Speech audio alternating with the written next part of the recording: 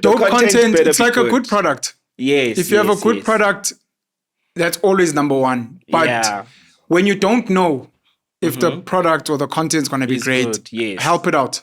No, I hear Thumbnail, caption, be considerate of the algorithm and. No, there's a girl. The reason I'm bringing it up, there's a girl, Manjo, Utu Funuktali podcast, and Uti, I should give her just the basics to start doing the podcast. So, ngimnika vele the basics, mina, M50. No, before, are we filming? Yeah, I'm rolling. Thank you, Sizwe, Khomoto. We're rolling. Please continue, sir. All right, cool. So, ngimnika the basics. I'm like, M50, ngangena ngama SM58 mics.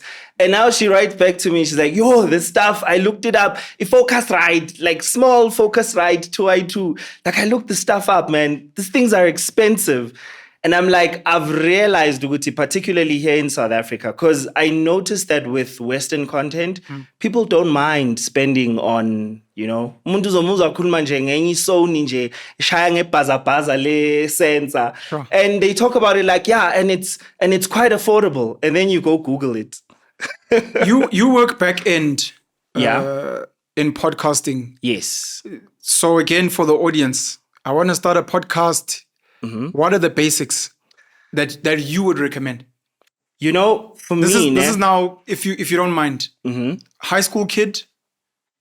Maybe I'll add high school varsity kid, new graduate, and someone with a budget. I want to start a podcast. Okay, so those are three different people. The person in high school, I would definitely say optimize on everything you can get your hands on, right? And then content for all three people. Content is king. Yeah. Content is absolutely king.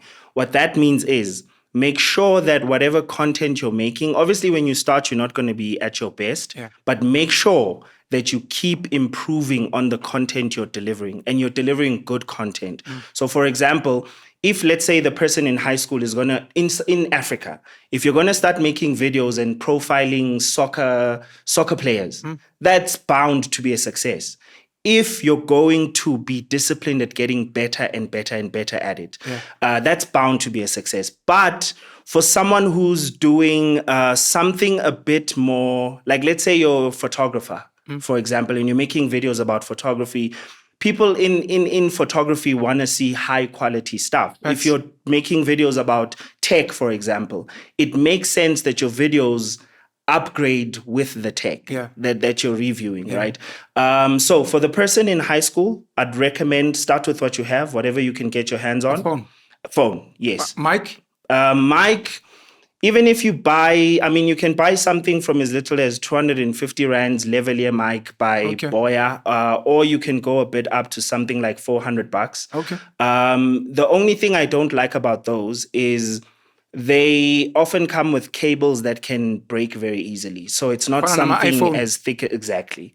Well, iPhones are quite durable. I've heard rumors. I've never had an iPhone. I've heard rumors that the charging cables are a scam. Oh, so kunmanga iPhone accessories, not the iPhone itself. No, not the iPhone itself. Okay. So you're speaking about cables. Yeah, so I'm a mic, those lavalier mics, or some call them, Konje, what do they call them? Lapel mics, yes. Lapel mics, if you're getting those with cables, they tend to break and you don't even know where the break happened. So in the middle of you shooting, it could just, and you don't know. And sound is key. Sound is key. Sound is probably like 60 to 70% of your video. Because the video looks amazing. Exactly. But we can't hear fuck all. It's Exactly. So Mina Vele, I'm a person who, if a video, and I know that there's a lot of people, some people don't even realize that they're like that. If the sound, I was listening to a very dope rapper, what's his name? Flawless something.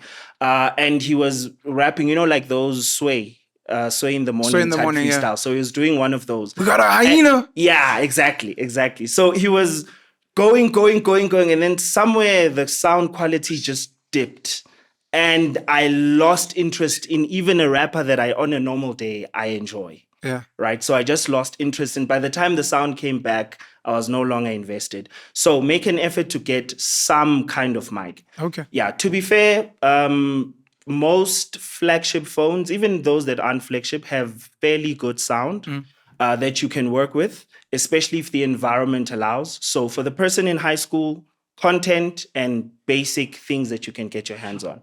Someone who is looking to get, in fact, I would say the first two, that advice definitely applies for. The High first school, two groups. varsity. Yes, high school and varsity. Looking that at advice, 500 to 1,000 maybe. Yes. Mostly yes. sound. Maybe use your phone. Yeah. Yeah, maybe cameras might cost a bit more. Okay. Yeah, definitely. The last thing you should be thinking of, because I know a young girl, early 20s, who she has the equipment. She has a phone. She has mics. She has access to. She's busy thinking about the venue. So like filming location. Yeah. Like I can't use my house. Blah blah blah blah blah blah blah blah. And I'm like, dude, you can turn any place into a filming set. Yeah. Like you don't even need to move that many things, and you've already got a filming set. Yeah. So that's the last thing you should worry about. Yeah. The first thing, prioritize sound with your phone. Once you can upgrade your phone, then you can move into something that makes sense. This is for the budget person. Move into something that makes sense for the content you want to make. So if you're making vlogs where you're going to be moving around, it doesn't make sense for you to be getting a cinema camera or to be getting even a DSLR that's heavy. That doesn't make sense. These are brands. DSLR is the type of camera. Okay. Yeah. So as far as the brands are concerned, honestly speaking, it just depends. I mean, I know that Canon is probably like the iPhone of DSLR cameras, but they're also very slow to innovate. Canon. Canon. Okay. So whereas Sony has so many features, you can on your phone, you can film with multiple cameras and all of them. Manage them from your phone. You know what I mean? That's dope. So there's those benefits as well. Canon is very good with colors, but that's a bit more of on the advanced side, luxury conversations. Sure. Yeah, but I would say definitely for all three, invest in the basics. And then for the one who has the budget, consider what it is you want to achieve. And based on that, then make your decision with the camera. The most cameras that you cannot go wrong with are cameras like Canon M50. I know that Sony also has those entry-level cameras. The good thing about those is that even if it's not an ideal purchase decision, you can still make them work for any, because they're small, they're nimble, you can fit them in a bag, you can go film outside, indoors, you can connect a mic directly onto it. So it has all of those, and it has a screen that flips over and faces you. Although they are quite pricey. How much is pricey? Canon M50 footage has been discontinued, but you can still find them. By pricey, I mean it's about between 10 to 14K, depending on whether you're getting actually 8 to 4, let's say 8 to 12, if you're getting it with a lens or without a lens, which I'd always advise get it with the lens. Okay.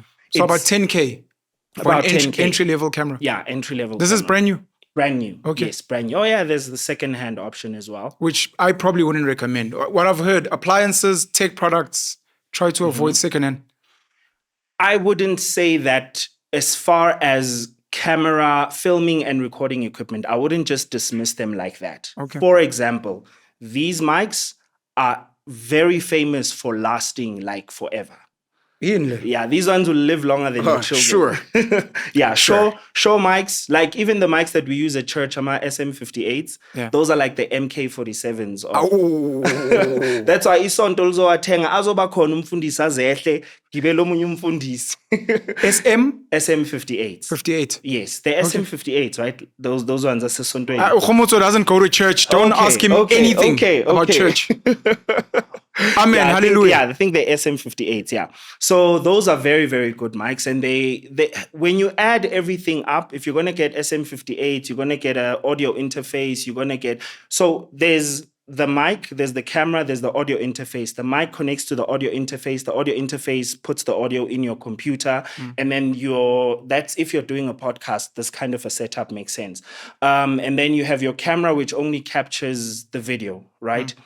But you can, if you're getting started, you can eliminate that process. If you're buying an SM58 mic, you can get a cable that attaches to the mic directly into your phone or directly into the computer, and you don't need an audio interface. It comes with downsides though. right? Because now you can't monitor how loud a person actually is. Okay. And you can't quickly change the gain while your guest is speaking. Okay. So there's those disadvantages as well, but definitely I think this is also good advice for all three groups. Yeah. Whatever you can get your hands on, obviously the higher up we go towards the person with the budget, whatever your budget can accommodate. So look at the entry level stuff.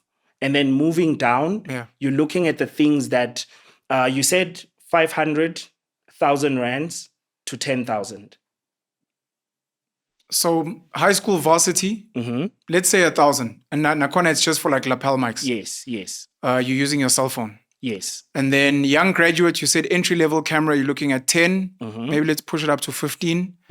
And then you didn't give us an amount on the sound, the mics, the SM58. Okay, so mics, secondhand, I would highly recommend, but brand new, you could get them for like 2,000 rands or per 2 mic. point something per mic. Yes. So we're going to about 20,000 camera, 2 mics. Yes, and 2 mics. And then you have the Focusrite, which you can get a 2i2 for also 2 point something, 2.4. 2i2 is more north of 2.5. So let's say 2.7. Okay, 25,000. Yes. In total. This is one camera. Man. If you obviously want 3 cameras, you start adding. It adds up. And then if you actually really have money, should you spend or should you still stick to the 25? I have money.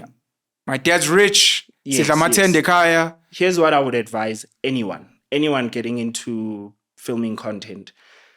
Get what you need to get decent quality in everything. So if you do have a budget, or even if you have infinite funds, I know people with infinite funds are not going to take this advice. The best thing to do is get that basic equipment, film your content, and test if you actually enjoy filming the content. Watch the numbers grow, and then over time upgrade your equipment.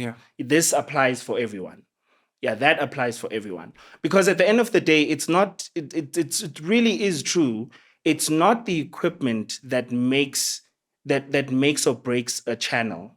It's the content. Facts. Yeah, you should definitely be spending more time on planning your content. Do you have an opinion on what's good content and bad content? I suppose I would say I do. For me, it really depends on what kind of content you're making.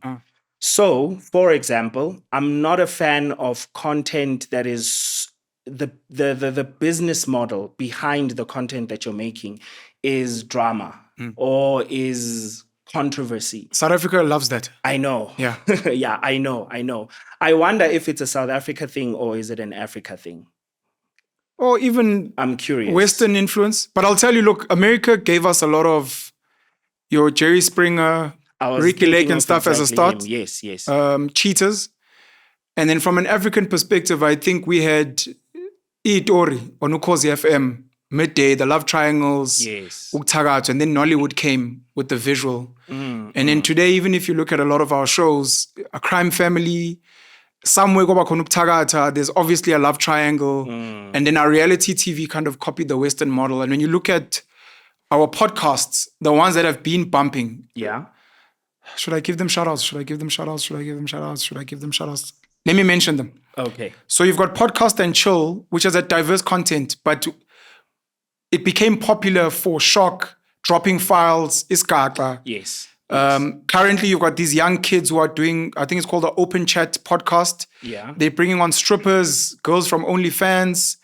You had Okokos Koteni doing the venting podcast, gossip as well, Ubungoma, Ukthagatha. I think there's Witchcraft podcast with Ukoko Maweni. So you realize those ones are the flavor. Musa Kaula as well as the gossip queen of South Africa. That seems to hold more than any other podcast that does alternative is probably not known.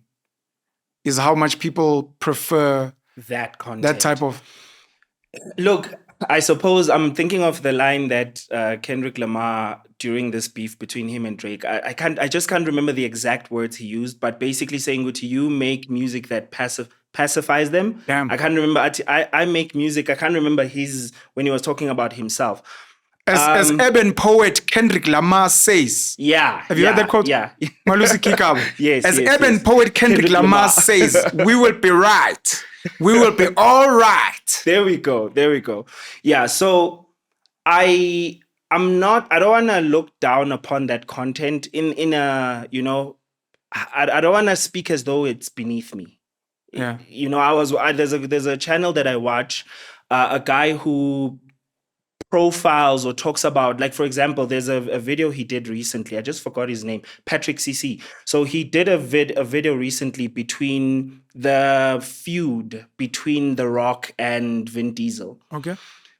The way that he portrayed the feud, there's a lot you can learn from it. Okay. Yeah, it's not to run away from such content completely. So he went back to when the beef started. He spoke about Do they have a beef? I don't know now. Oh, they had a beef. Yeah. For a very long idea. time. For a very long time. So both of them are action type, istering. Sure. Itering boy too, know. Yeah, basically. So they had an issue once they started working together, if I remember correctly, on Fast and the Furious. Yeah, Fast and the Furious, exactly. Which now I think it's just Fast, and at some point it was just F. So Damn. they had a Then fuck. Yeah. Fast and the Furious F. Fuck it. Damn. Yeah. They had basically they to summarize so that we don't make this about that feud. They basically had an ego type of feud. Okay. They both own their own production companies. They're both visionaries. They're both very big superstars who are known for basically the same thing. Yeah. Right? And they're both incredibly successful in terms of the films that they've brought out. Yeah. So they had this long, drawn-out ego feud, which eventually led to particularly The Rock, sort of like things surfacing about him. Because he sells this image of being isteringi that's also nice. He can punch through a wall, but he's also a very nice guy who can hold a child. Little kids and be safe around them. Exactly, yeah. So you had those, whereas Vin Diesel, I think for the most part, he sells this very stering. Yeah. I mean, I think even when he's off camera, he tries to sell the stering. Yeah. Yeah, that's basically who he is. So it got to a point where The Rock left the franchise. Like, he announced Uguti because of that feud, he left the franchise. I was not aware of this. Yeah, exactly. It was quite hectic. So there's a lot to it, but the point I'm getting at with mentioning all of that is this. If you watch how Patrick makes his videos, I mean, there's a number of them that he made. There's one that he made about a basketball player, female basketball player, who is doing the absolute most. Yeah. That almost the whole industry was beefing with her. Even referees would let other players tackle her in a very rough way, and they wouldn't do anything. Newspapers were writing about how she thinks she's the best and she's not really. And the way that he talks about all of these types of drama and feuds, it's like he takes you through the history of where the feud comes from, where the people and individuals come from, why they became so great. Yeah. And after watching every one of his videos, I feel like I've learned something. Right? Okay. Like, for example, with the Dwayne, The Rock Johnson, and Vin Diesel, one thing that you take away from that one is the more, when you climb and become as big as they've become, your ego gets in the way of you making good business decisions. Yeah. Like, this decision that they made together made them millions. Yeah. But just because they were both up there, they just couldn't, their egos couldn't be in the same room, exist in the same room, basically. Thank you for sharing, bro. Yeah. The problem with people like you, the problem with you clever blacks. Yeah. Because so you were giving advice, which I asked for and I appreciate, to high school kids, varsity, young graduates, someone with a budget. And one of the big things is, guys, content is king. Content is king. So the follow-up question would be, what's good content? What's bad? And I think you're like me, in the sense that we want to watch content with substance, where even if you're discussing something toxic or what, it's like, can I learn something? Is there a teachable moment? And kids are going to be out there like, hey, Baba, Mina, my most trending video is where I was going around the school and being like, Exe, who's the hottest chick in school? No, it's Exe, who's the hottest chick in school? Yeah. When I was like, look, guys, exams are coming up. Did you actually do views. that? Me? Yeah. No. Okay. No. You're speaking hypothetically. I'm speaking hypothetically. Okay. I think the lesson is, because this is very dangerous. What do I want to say? Can I jump in while you think? Oh, sorry, Toli. Be careful of thinking good content is the content that draws numbers.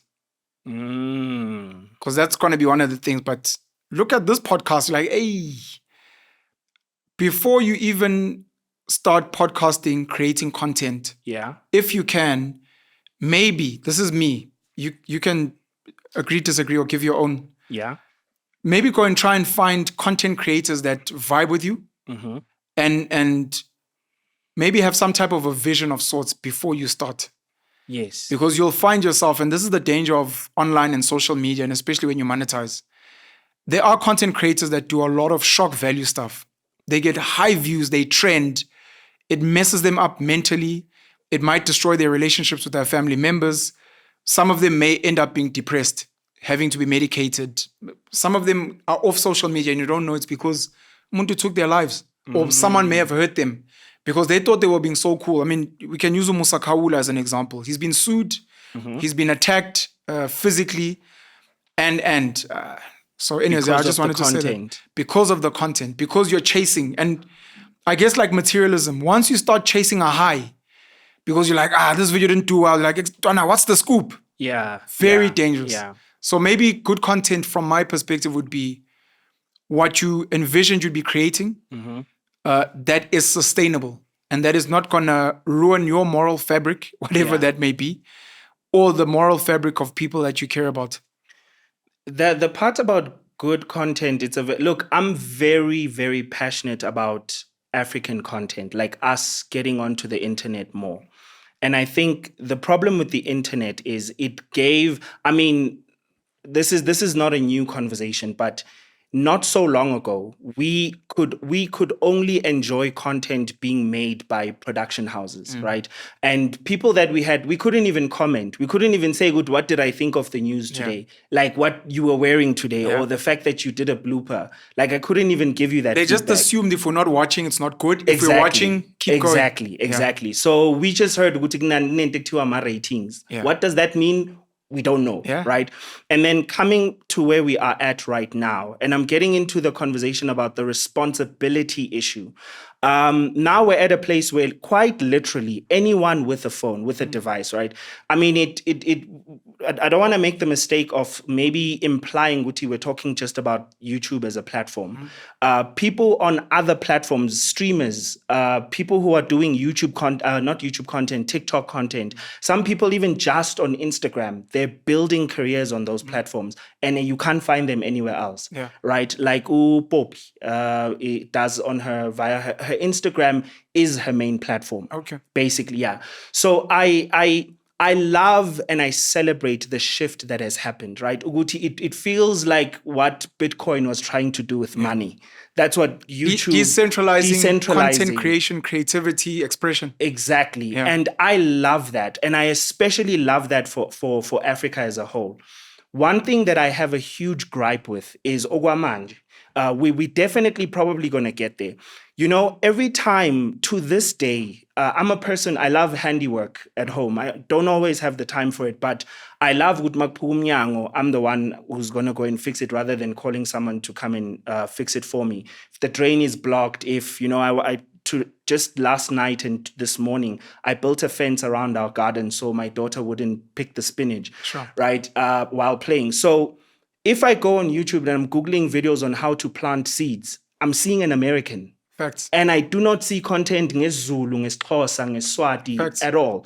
There is so much lack in terms, like even guys, you would be surprised at how many people assume that flights are expensive and they can afford them. But because he flight and it has never been destigmatized or like never been, you know, a plane to them is sitting on a far pedestal. And they see it in that way. So they always assume, good, I can't afford that. I once knew a guy who wouldn't even go into cinema to watch a film. He was like, it's expensive. Yes. He'd much rather just buy stuff on the street and go watch. And I'm like, my guy. And at that time, back in Pretoria, there was, those who know, Sterland, which is Stir Kinoko, but the mall itself is called Stirland, Sure. right? Movies were as little as, I mean, by the time he was doing that, movies were probably like $30 and half price on Tuesdays. Yeah. And he still did that. You know, when I was at varsity at Rhodes, I never ever took a flight. I always bussed. And if you were to ask me what was the reason, discrepancy or the difference between the flight price and the bus, I would have never told you. There we go. Because I always assumed. It's part of the reason why last year, if not the year before, I made a short video, I think TikTok, Facebook, somewhere, where I was telling people flights are not as expensive as you think. And I don't know if it's changed since my time. Yeah. It was $4.99, let's say $5.99 to fly from Joburg to Durban, where at the same time a taxi, which will take you 6-7 hours, was $4.50. Imagine. Lapo, the flight will take you an hour. Exactly. But again, to remove the stigmas, because we're not speaking about it. You see a shiny hair salon? Yes. You're like, say, let's go cut hair there. You're like, there. No, I'm sure I'm sure fast in 10 rand. Exactly. And then you find out there it's $30, $40. You get washed, you get all the nice treatments. But we've got this perception. You're very right. Exactly. Yeah. So those are the things. You know, I had an experience. My dad passed on in 2018. And I remember there was a time where I had to go get his death certificate. I was here in Pretoria. And Mina, I don't know why. I assumed Utama death certificate, you fetch them in the Home Affairs where the person was located. Yeah, where they passed away or where Labahlala. Because my dad was back home in Mpumalanga, Bethel, and I was here. Yeah. So I literally spent money, went back home. Ngaya Home Affairs ngami line, right? And as I was standing there, one of the ladies who work inside came out just to ask us, Uti, what have we come to do? And then she asked me, and I was like, I came to get my dad's death certificate. And she's like, okay, cool. Then in that case, she explains what the process will be, etc. Then I'm like, could I have done this in Pretoria? And she's like, you could have done this anywhere in the country. And imagine that time I wasted. A YouTube video could have stopped me from making that mistake. You're triggering me because my father passed away in 2020. We can't compete on fathers passing away. My father passed away before this. It's inappropriate. Yeah. My father passed away in 2020 and we've been dealing with winding up his affairs. I was in Randburg at the Home Affairs and they spoke about an ID card of his, which is back in Newcastle, where we're from. And I was like, can they not courier it up? This is now on the flip side. And one of the guys who was working there was like, hey, you know what? Home Affairs and documents are so sensitive that I'd prefer you go down. This is a 3-hour drive. It's 300 kilometers away. In my head, I'm like, come on, man. Just courier the thing. But he was like, look, if they courier it, they'll tell you, Ayiko, so rather go there yourself. So while you're speaking, I'm now thinking in my head, you make a video, the comments come in and they're like, hey, but there's also corruption. There's also people that misuse other people's IDs, Shadile, with Nigerian and whatever. Yeah. And then again, to that guy, to be like, no, they can courier it. The same guy working at Home Affairs. I was at the Randburg Magistrate Court.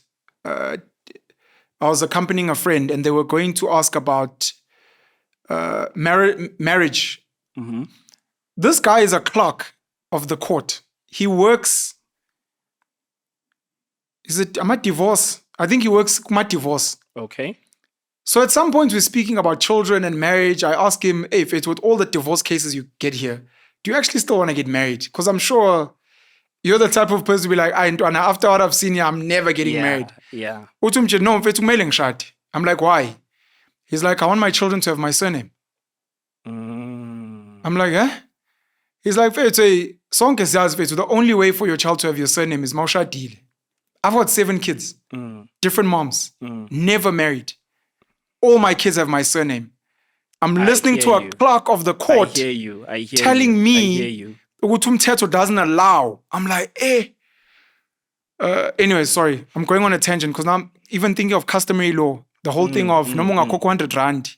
Yellow ball, you now. Yeah. I feel like content could educate you and we don't have. Yeah, that's exactly it. All of what you're bringing up, I feel like sonke we're operating in the dark. Yeah. Many of us, even those of us who know, those of us who are now middle class, we've moved out to Malokshini. There are so many things that just at a snap, just through an email, you can solve those problems. So let's take, for example, Lento, you were talking about na abantu bazothi no, but kunama corruption kule ndawo. You know, I remember speaking to a colleague of mine, Angela, about a situation where that she had at the hospital when she was bringing her kid. And I just can't remember, Guti, where did she complain? She sent an email. And the hospital is run by, is it a principal or hospital manager? I can't remember. What do they call? She escalated the matter because she tried complaining esibhedlela and nothing happened. And she escalated it and she received a call from the person who runs the hospital apologizing to her specifically. My point in that being this, and also I've heard a case from my nanny telling me, Guti, back where she comes from, they will not treat your child if you took your child to a doctor. So at the clinic, they will not treat your child because you took your child to the doctor. So bazokubheka nje and say, what does that mean? Because you think you better. So wait there and we'll deal with the ones who know that we can help Who them. respect us. Yeah, and there's a lot of drama around that. We're not, because you think you're fancy, we're not going to treat your kid here. But my point in saying that is this, ne? In all of those situations, if we were to start making videos about those situations, about who do I report to if I'm facing this, who's the person, and how many of us need to complain for this to start being escalated and taken seriously? What do I need to type in order for the email that I need to type? Do you have a website where I can just download already pre-written? And it sounds ridiculous. It sounds like spoon feeding. Yeah. But how many of us needed to learn how to write an invoice and you just downloaded it off the internet? Yeah. The person who did that is probably an American. Yeah. You see what I mean? So they did spoon feed you and made it easier for you to run your business, where you can just go and download and say, nah, template, and then you send in your invoice.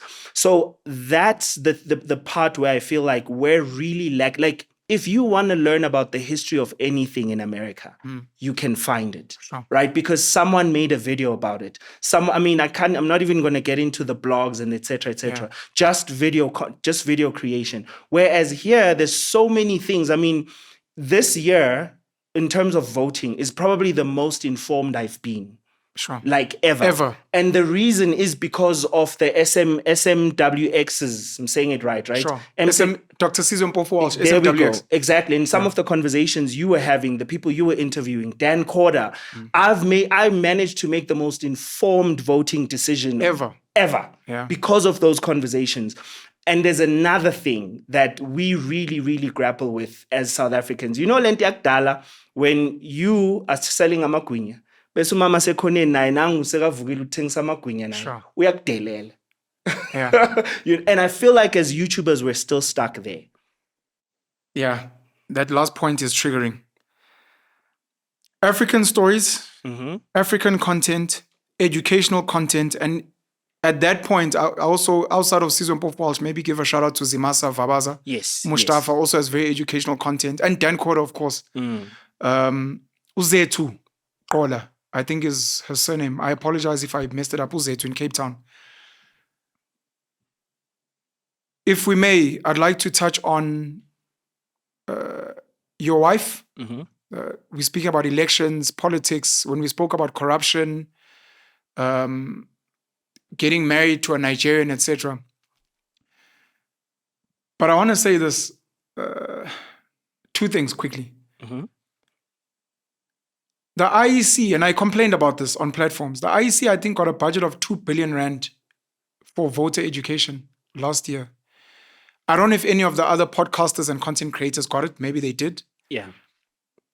3 of my videos went viral closer to the elections, and even still, after those videos, people still were shocked that there were 3 ballot papers and what those ballot papers meant, which made me sad that sometimes even when we have the content there, are people going to consume it? Yeah. Who must share it, and how are they sending out that information? Then this last part, what's more important? Yeah, let's tackle this first before I speak about your wife, if we may. Yeah. I've been on Podcast and Chill. I've been on SMWX. I've had Sizwempo for Walsh here. I've been on a platform you work with, the Conversation Capital. I've had one of your colleagues, Ursula Mariani, here. I've worked with her on other platforms as well. I've been on the Hustlers Corner with Sbu. I've been on a lot of platforms with different people. I've invited people I can. Kulego on Keo, Kulego on Culture. I've had Zimasa Vabaza here. I've had Dan Corder. And then you speak to people that are trying to build an industry around what we're trying to do, specifically podcasting. But content creation is more generic. People are trying to bring brands to the fore. Brands are starting to talk. Brands are starting to see some type of value. I've spoken to people that come from radio. I'll mention their names, not a bad thing. DJ Sbu, DJ Fresh, Gareth Cliff, Waras as well. We are operating in silos. We are legit operating in silos. Low daisa magwinya. And at some point, trying to collaborate with everyone, I realized almost everyone is not interested. And even when you try to sell it, that guys, can we not build a Springbok content creation industry that competes so that South Africans don't have to watch American content? Yeah. We can literally have a segment of South African/African content that copies everything the Americans have done in English and our local languages so that Africans don't have to watch American content. I hear you. As an example, or whatever we're doing, can we all go as a unit? If Podcast and Chill's going to America, Season Profile's going to the UK, just like all Black Coffee would take all of the song, Abo Fresh would travel to Euphonic. Let's go build this thing. But I don't know if it's a fear. I don't know if legit, maybe the industry is too small. I don't know if everyone wants to be the go-to guy for brands. We are working in silos, and there was a conversation I had with some of these people in this little makeshift industry we're building that really, the penny dropped for me, where I was like, you're gonna remain alone as a clown because you're gonna share guests that you've worked very hard to find and hustle. You're going to share intel. These are the cameras. These are the things. Hey, guys, check the algorithm. Let's post on these days. You're going to share all the game. And when you speak to the guys that are kind of doing well, they have a lot of game and more. They will never reciprocate. Ever. I hear you. Ever. To a point where you get hurt. You're like, then you become them. And you're like, I'm not sharing shit. I'm not sharing a contact. I'm not going to give you a fucking hack. If a brand comes to me, hey, do you know any other platforms? Or I don't know. I don't fucking know any other. You can come here, we can speak here. Yeah. If you want me to get other people for you, I can invoice you. And then maybe I can see if I can get other. But that's what it is. And there are people trying to monopolize as small as it is.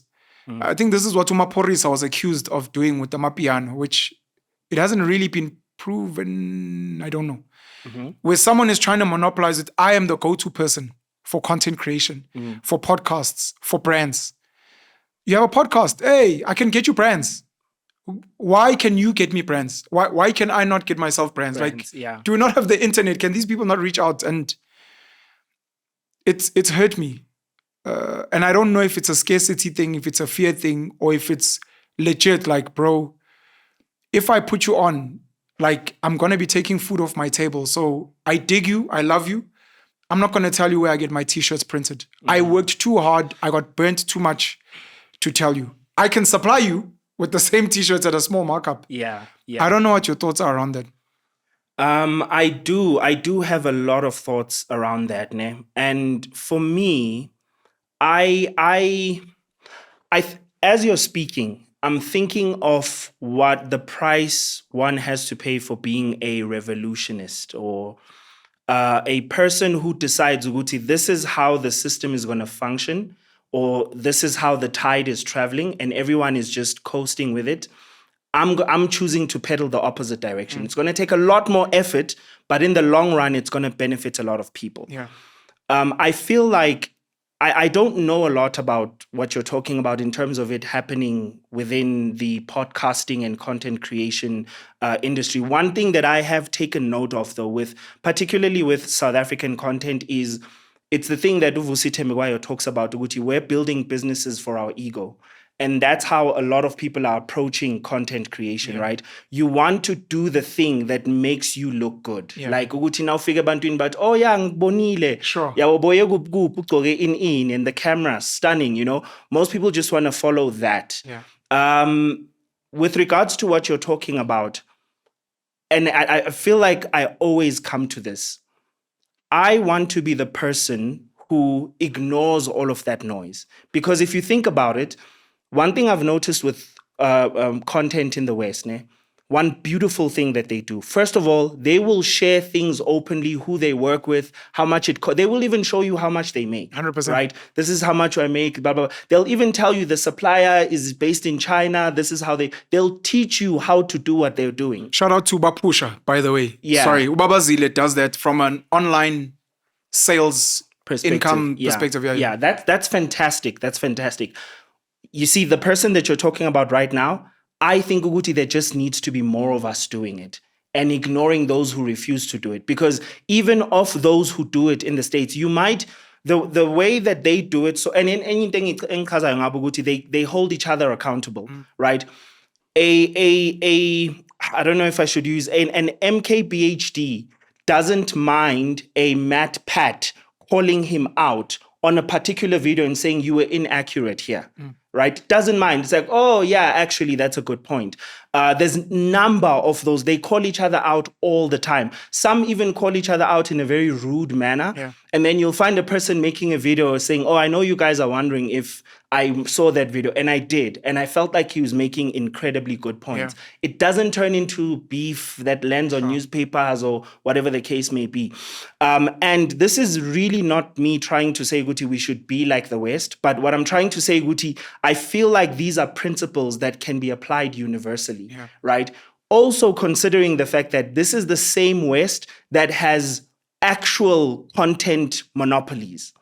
Right, that exist amongst them. So then the question becomes, what is it that these creators did differently, right? In the midst of all there's literally what is this? The one Yama Wings, Hot Wings. The hot ones. Yeah, I know there's a Hot Ones. Say again?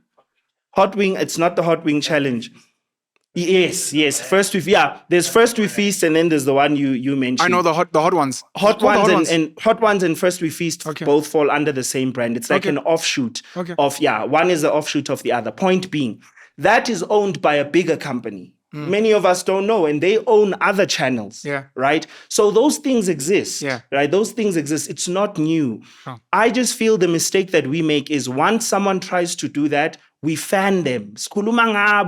We talk about how bad it is. Let them. I'm not speaking about anyone in particular or anyone specific, but let that person. Then those of us who are willing to work together, those of us who are willing to visit one another's podcasts, those of us who, when Dan Corder ends up on ENCA, we clap hands because we know what it means for the industry. Let us come together. Let us form a WhatsApp group and start talking with, okay, what can give and help with, right? Let us have those conversations.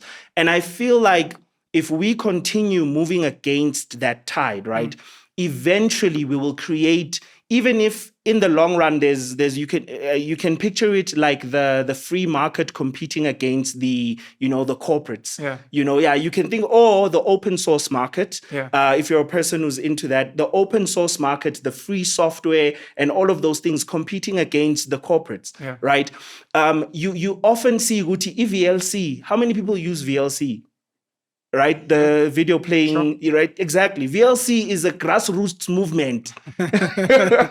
You know what I mean? And people use it. People donate to VLC. People buy the creators of VLC coffee all the time. I have no fucking idea. Yes, VLC is like a Wikipedia as a video app.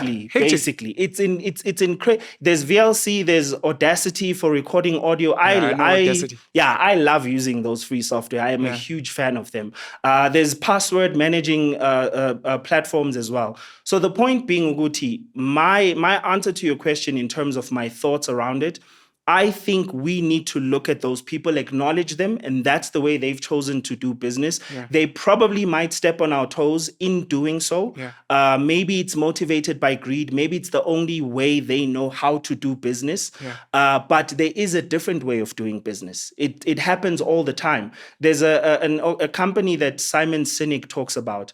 In fact, there's even a time that Simon Sinek often references before what we now call capitalism, right? I'm one of those people who don't believe Uguti capitalism is our problem per se, Okay. right? Because within capitalism, you do get companies that insist on Uguti when times are tough, let's not fire people. Yeah. Let's rather see how execs can lower their salaries and we move that money down. Yeah. Yes, within capitalism, it also gives you the freedom to be greedy, the freedom to pay people very little. It does give people that, and it's quite unfortunate, but it doesn't disallow you from doing the opposite. It's not like, it doesn't force you, I suppose I should say. And the reason I mention that is that even in the midst of so many companies insisting on doing the bare minimum, as long as we're doing what the government says is legal for us to do, as long as we've covered that, then we're good. There are still companies that insist on going the extra mile. You sound like an idealist. Am I an idealist? To an extent, I am, but I'm also quite pragmatic and I can be a realist. So I've become a serious skeptic. Yeah. I don't know if it's because I've been living in Joburg for so long. You sound so naive. It's like, oh, shame, mfana petal. He's still gonna catch flames. Yeah. I always thought being a revolutionary was the right thing to do. Because we were raised on Tupac, Lauryn Hill, very rebellious. Of course, we still celebrate Abo Steve Biko, Yeah. Abo Robert Sobugwe, Abo Chris Hani. Today we celebrate Abo Ibrahim Traore and the likes. The disruptors. Whoever you may feel is a disruptor or not, your Kanye's, your Elon Musk's and other people. But it feels like the more I dig deep, some of these people who are our so-called heroes, the real ones, they die or get cancelled, whatever cancel culture is today, where you're not dead, but you can't make money, you can't get booked, your reputation's been destroyed. Yeah. And the ones who are pedestaled to us, you find out that there's actually people behind them or they're a gimmick or whatever the case may be. I don't trust, because I've been burnt, that when you open source, I mean, even Elon Musk now has been burnt by Bill Gates. Yeah. Because they let go. It was a non-profit. OpenAI. Yeah. It was. Blaming Bill though. Sorry? Why are you blaming Bill? Because Bill Gates and his people bought OpenAI, which has ChatGPT, Yeah. and now they've monetized it. Yeah. Yeah, but that's fine. It wasn't Bill Gates' decision. Yeah. Oh, But his the board's decision. his company. No. What do you mean no? No. Yes, it was OpenAI that made the decision to go for Sam. Altman. What's his name? Yes, it was his. But after decision. they were bought, or after Abo Elon left and Abo Bill Gates came in. Okay, So I don't know if Bill Gates is to blame. Let me maybe add that disclaimer. Yeah, Because I know he's like the number one definitely- villain these days. Definitely not Bill Gates. Definitely Are not you sure? Bill Gates. So This is based on podcast Sam Altman has made, where he said it is not Bill Gates, it is us. No. So let me explain what I'm trying to figure out. Look, I told you I'm a skeptic. I did say Yeah. I'm asking these questions so I can hear if you guys are naive or if, my skepticism and my cynicism is horrible. Please carry on, sir. On that, so what happened with OpenAI is Microsoft bought certain amount of shares. Microsoft. It was Microsoft. Yes, Microsoft. Bill Gates. That's why we. Bill Gates? Yes, that's why Copilot is on Windows. I'm sorry. Because If it's Microsoft are Bill Gates Was bought. Microsoft got Bill Gates. I don't know why you're associating it so much, no Bill Gates, because Bill Gates. It is Bill Gates. Oh. Angithi yaqalwa Bill Gates. Oh, okay. Yeah, Bill Gates built it. Bill Gates. Yeah, but I mean, he sold off so many of his shares now. Ngempela. I don't even know if we can still say it's his. It might not be his. Yeah, it belongs to whatever board he left behind. But point being, Microsoft bought Lorna OpenAI, and hence you have Copilot that's powered by Lorna ChatGPT. Yeah. That's why you on your laptop, when you open it, a Windows laptop, you have that little icon, your Copilot. You can generate images and have free access to ChatGPT features. And then Sam, in fact, to just prove the point, Microsoft, as soon as Sam, you remember that drama where Sam was fired. Microsoft, in just immediately after those decisions were being made, and there's a number of times where Sam has made decisions that have ticked off in Microsoft, and they started trying to find alternatives. Okay. Because they don't have that much. They didn't buy the whole company. Yeah. They bought enough. They bought enough so that they have a piece of the pie, but they can't steer the whole ship. That's not what they necessarily did. Right. This is from Sam Altman, what you're telling me. I mean, no, not from Sam Altman, dude. You can literally go, listed companies, you can literally go and see what company owes how much of the shares of this of a particular company, and what influence do they have. And not only that, you also have, I mean, if Microsoft has that much power over OpenAI, when Sam makes a decision that disagrees with them, why do they shift to go try find an alternative? They could just say, no, we're not doing this. We're the ones who own here, right? So this has been happening back and forth throughout, ever since this whole OpenAI, Microsoft buying OpenAI thing has happened. So you see it in those shifts as well. So the villain here is Sam Altman. I don't want to say that. There are people who say that. I only know what I'm exposed to, right? There are a lot who say Sam Altman is the problem. And I would say he does have those tendencies. And I know the reason Elon Musk has his own drama, right? The way he treats his employees, the way he makes decisions, the way he just steps into companies and just starts fire. There's a lot to say around that. But the point I'm trying to make is, right, not to get too off-ramp too much. Sure. Yeah. Because the thing, Oibuza Yuguti, you're cynical of having a grassroots movement and being a revolutionary. And you've seen many artists or people get burned by that. I've been burnt many times. Okay. I wonder if it was not your approach. I'm the problem.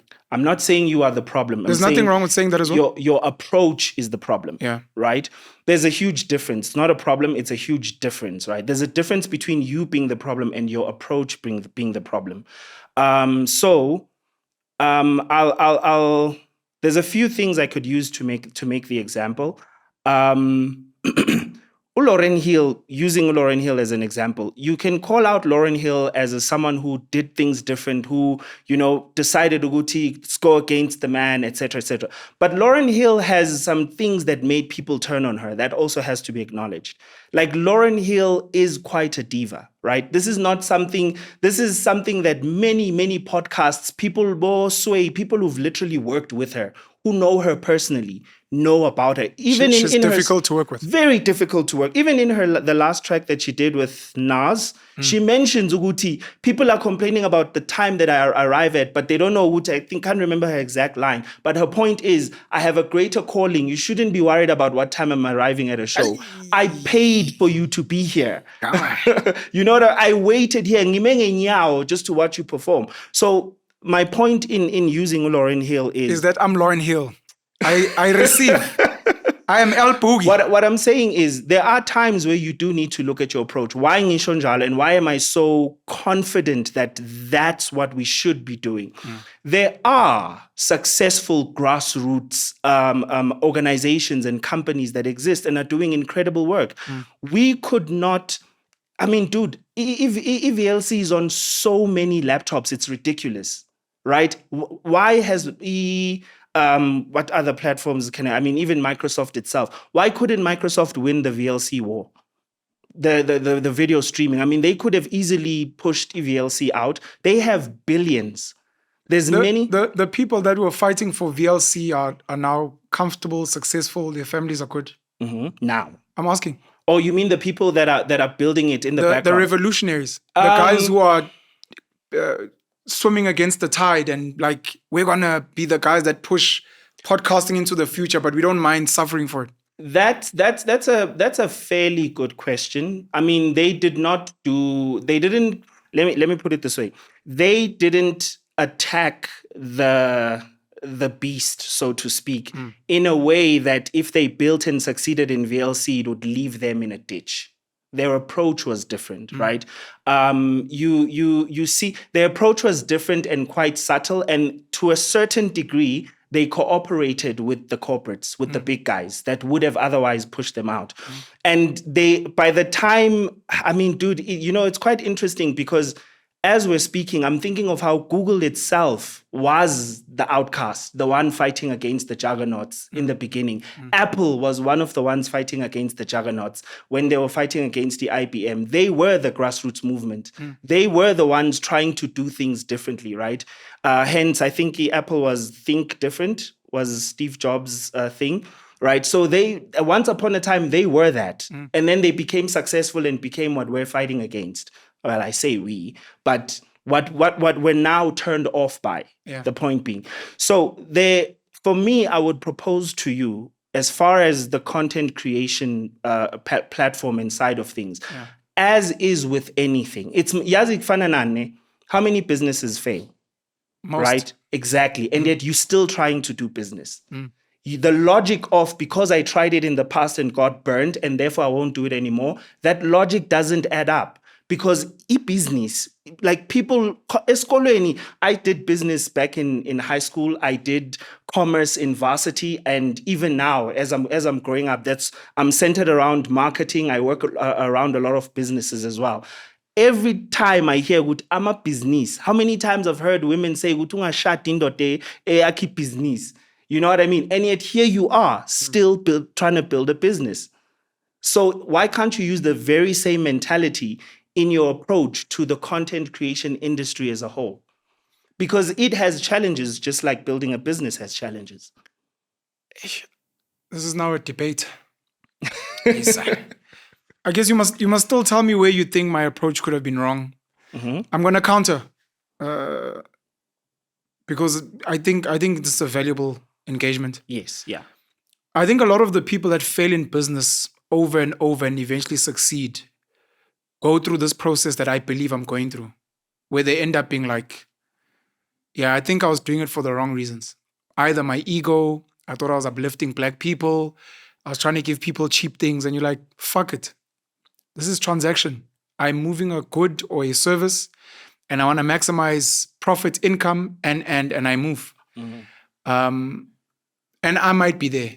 You might find in the next 3 to 5 years, for example, I become like the black coffee of podcasting, and it's precisely because I was like, fuck the revolution, fuck VLC and Wikipedia. Yeah, I'm gonna make money, and that's when I'm gonna get celebrated. And then I'm gonna have a nice little charity arm where I sponsor a little podcast. Like, but look, Penuel did it, and you're like, I don't think it's what you think it is. Even the companies you're speaking about that start off rebelling and then later on become the big giants, I think they only become the big giants precisely because the big giants of the time infiltrate their systems and then steer them, almost like an ANC. Yeah. It comes up, it rebels. Some people see some value in it. It's disruptive. No, let's fund these guys. We can maybe use them in future. In future, you're like, but look, the ANC did it. They got us political freedom. You're like, really? Because I don't know what I'm seeing now. And this is where I become skeptical. But bringing it all the way back home,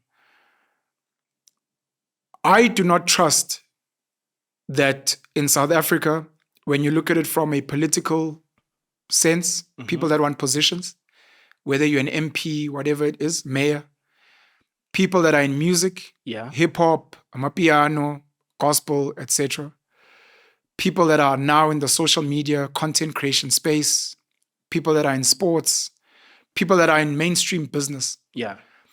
I don't think these people desire to help each other only insofar as I will help you if I feel I'll get a bigger benefit. Otherwise, I won't help you, because in politics, they kill each other. Yeah. Of course, in the taxi industries, they kill each other. The drugs as well. In sports, I've never heard in South Africa, maybe people correct me, where a certain player gets selected for his Sundowns, Pirates, Bafana, and they're like, guys, I decided to step down because I think there's a better player. She does like, I hear you. and now in content creation, we can even speak mainstream media with the newspapers and people don't want to share game. And hopefully you will keep the torch alive because we need people that push back. When Penuel start selling out and stop believing, we need people that are still idealistic because you might win me over later on. But the people that I'm meeting, the people that are making progress are not sharing fuck all and they don't want. But they will invite you. They will suck what they can, invite you, give in for free, take all the information and knowledge. The day you're like, hey, Pen, I was just wondering, I'm like, no, I can't help you, dog, sorry. And you're like, okay. Then you see me doing something, you're like, okay, it's a bit weird. I actually asked this guy and he was like, he knows nothing about that. It's like, oh, was he not? Like, okay, maybe he's not my type of person. To what you're saying, let me keep going to find my people. And then some of them, they benefit a bit. Then they sell out. Then they get the Dan Corder ENCA gig. Then they get the Sizwe Falls SAPC gig. Then they leave and they don't share game. They started off. We're all in this, guys. We need money for content. Now they're gone. Yeah. Now you're like, hey, Pen. I'm like, hey, you're that guy, man. I had you once. Hey, nice to see you, dog. Shut up. You're like, oh, is this guy being a fucking celebrity on me? I get you, yeah. And I don't know if it's a culture thing, if it's a money thing, if it's just maybe part of the journey when you get bigger. I don't know. I'm skeptical. And I do hope that myself, you, all of us, wherever we may be going in the work that we're doing now, before we sell out, because I believe almost all of us, given the chance, will sell out. Yeah. Before we sell out, I hope we share as much game as possible so that by the time people are like, Jay-Z's a fucking sellout, you're like, it's fine. I agree with you. Mandela's a sellout, Jay-Z, but don't study where he sold out. Go back to the old Jay-Z. Go back to the old Mandela. I love that. And then that's where the game is. Yeah. And then maybe when you get to their level and you're about to sell out, maybe you'll do things slightly better than them. And then we just try and improve in that way. I do hope, and probably I am sounding like I'm a person who doesn't, or rather coming across as though I'm a person who doesn't consider the fact that there are just some people out there who are out for themselves. Yeah. Or the fact that when you're exposed to too much power and privilege for a certain period of time, you eventually become that person, probably without even realizing it yourself. I do believe, Uti, for example, within the Christian community, that happens a lot to Abo Pastor. Like, you would be shocked the amount of things that women let pastors get away with. Like just leaving pastor and with their daughter nje, because ubamfundis. And it's not necessarily because of the reverence they have for the man. It's the reverence that they have for the role that the man plays and the position that he's in. They hold that role in high regard. My personal belief is this. I believe in placing people, trying to orchestrate your life and your role in whatever position of leadership you might be in. Make it be intentional about surrounding yourself with people who will not be yes men, right? That's one of the things you realize about people who become corrupt. They surround themselves with people who will agree. Yazin, you see it a lot in umuntu ozokbuzuguti. What do you think about this decision I'm trying to make? Usually it's a boyfriend that they know they shouldn't be with, right? Ngebabuze lo ozoti hai. They're not going to go and ask the friend that they know will not agree with them. She's hating on my relationship. Exactly. This is something, it's to be quite honest, I feel like corruption is it's a very human thing that humans will forever be fighting against, right? It's like the avoidance of gluttony or the avoidance of, sexual, unwanted lust or unbridled lust, something that's not tamed. We always fighting these things. And I'm not trying to say, everyone is a whore or anything like that. But they could be. We're just saying you guys could be whores as well. Yeah. I'm really not trying to say. What I'm saying is I'm not ignorant of the more you speak, the more I'm realizing, Guti, you and I are on the very same page as far as the fact that guna bantu who are just out for themselves. And I absolutely agree. as you're speaking, I'm remembering a time in varsity, and this really sat with me for a very long time. I remember I came from Epetali to Pretoria. And my mom didn't have much. Single mother raising 4 kids. It's a story that many of us have here in South Africa. Shout out to your mom, by the way. Yeah, so raising 4 kids. So now she had to take me to varsity, make sure Guti I have a room to stay. My dad paid my fees for quite a long time. Just the final year where my mom and my brother had to come together and see me. Shout out to your father for paying the varsity fees for as long as he could. Yeah. No, there's quite a few things I could give my dad shout outs for. So the thing with what happened then, right? That was my context. That was where I came from. And then I meet a girl, right? And then the story goes sideways. No. I'm kidding. Then I met a girl, Twana. I'm sorry, Kevin. So then I met a girl, and then her and I were together for up until now. We're married now. Shout out to the both of you. Yeah. So the thing the part of the story or of our journey I want to go back to is at that time when I arrived at Pretoria, I didn't have nothing. When she met me, I met her in my first year. And when we met, I had nothing to a point that benga now no matras. Yeah. I was literally hunting for umbeding or taller that someone was selling, right? Benglala panse matin. That's a ride or die. Was she there on the floor? Please continue. I'm sorry. No, man, she was. No. We don't have to answer that. Yeah, she was living a very quite a softer life. Oh, so you'd visit way her. Softer you'd visit life. her. Where she stayed. We didn't live that far from each other. You'd visit her. Yes. She'd visit me. I'd visit her because we weren't sleep over there where there's a Penuel. bed. I'm sorry, Kevin. Fuck. This is irrelevant. This is irrelevant. Yes. So and then in varsity, I remember this one time. During classes, we had a bit of a break. So I went to chill somewhere, and there were these girls. I don't know the girls. They were having a conversation, celebrating the fact that one of them was engaged. So I don't know how the conversation progressed to this, but they started asking me, "Oh, so you have a girlfriend?" I'm like, "Yeah, sure." "And you're studying?" They're like, "Yeah, I'm studying." And I think at the time, so she was always a year ahead of me because we both matriculated at the same year, but she came to varsity before I did, and I took a gap year and then came to varsity the following year. So she's basically going to finish varsity and start working. And I think the conversation led to that as well while we were talking. And then Bang Buzuguti, so wenzan manje, like what work are you doing? I'm like, no, I mean, I'm a student. That's the work I'm doing. I'm not. There's nothing I can do right now. So I'm trying to focus on my studies. Obviously, there were a few things I could do for like and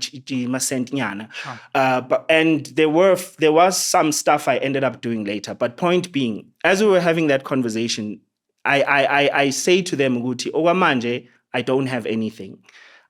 She's a year ahead of me and she's about to finish and probably start working before I do. So they do the math and one of them looks at me and says, Uzokshi. Boom. Right? Yeah. So looks at me and says, yeah, just forget about it. And get someone younger than you. So that's the red pill, boy. Exactly. So that is a very, very embedded narrative within us. Many of us hold that, and many of us as men, that's what we expect. Uguti if nginganamali, there's gonna come a time lomntana lo uzongishiya. Yeah.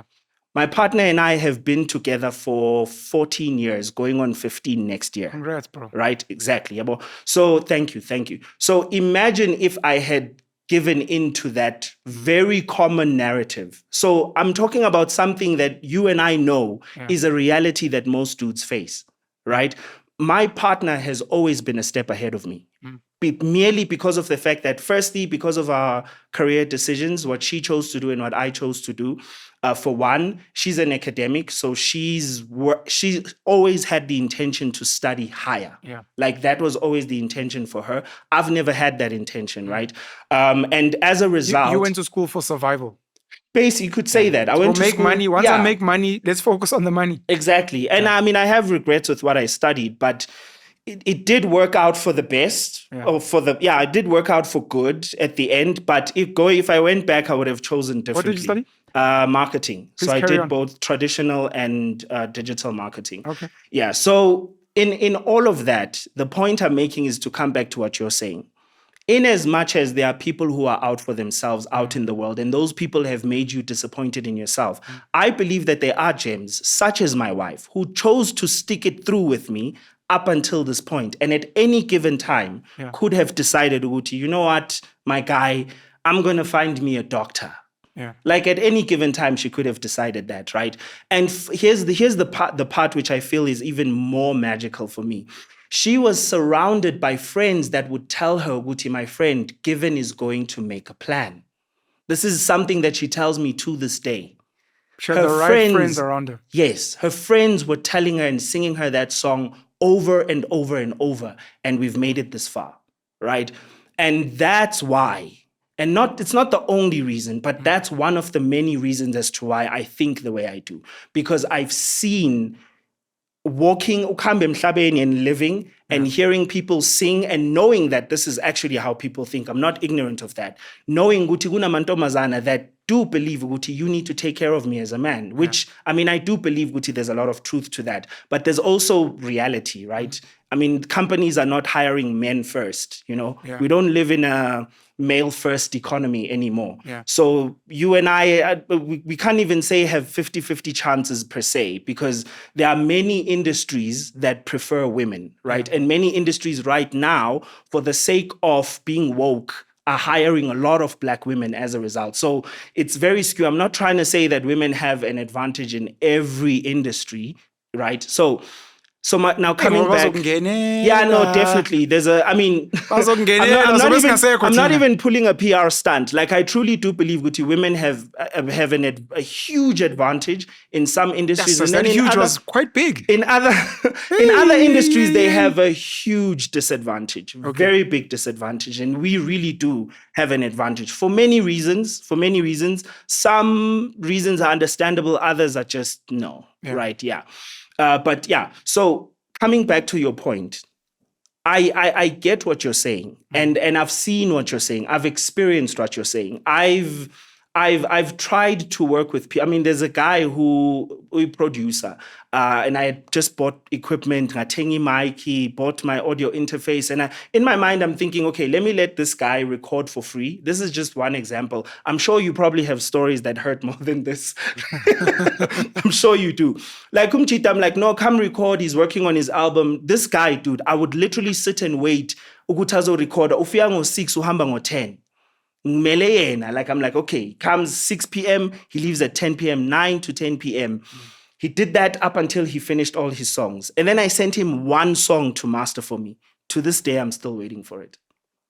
Shame, man. So you're an idealist because you've seen magic. Yes. And you believe in magic.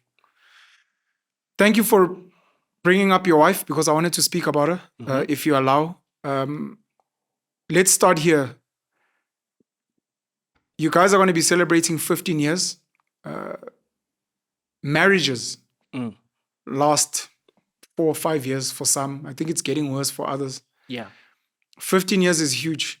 What, in your opinion, has been the secret to your isolated success as a couple? And would you be comfortable explaining where your wife is from? Because I referenced her when we were speaking about politics, Africans, and yeah. So my wife is actually from Congo, not Nigeria. She's from Congo, and not that I have. So they didn't steal your ID. You willingly gave it up. Yeah. So she's not that I'd have any issue if she was from Nigeria, but my wife is from Congo. She came here when she was very, very young, and she practically grew up here and lived here. You can speak almost any native language and she can understand and respond. She's South African. Essentially. Yeah, essentially she's South African. So, like, for example, right now we have our daughter and we have a lot of conversations around what language our daughter's going to speak. Obviously, we speak English a lot, but I can have a conversation with my wife in Zulu. Like, we watch Shagai Lembe and she can hear what's happening without the subtitles for the most part. Sorry to throw you off. There's something you said earlier and I wanted to add a note when you were speaking about documenting. Yeah. And the fact that we keep recreating Shagai Lembe instead of creating content, just documenting your family history. So that when your family is looking for stuff, you've got something available. Yes. Sorry, yes. please continue, Very, sir. very good point. Very good point.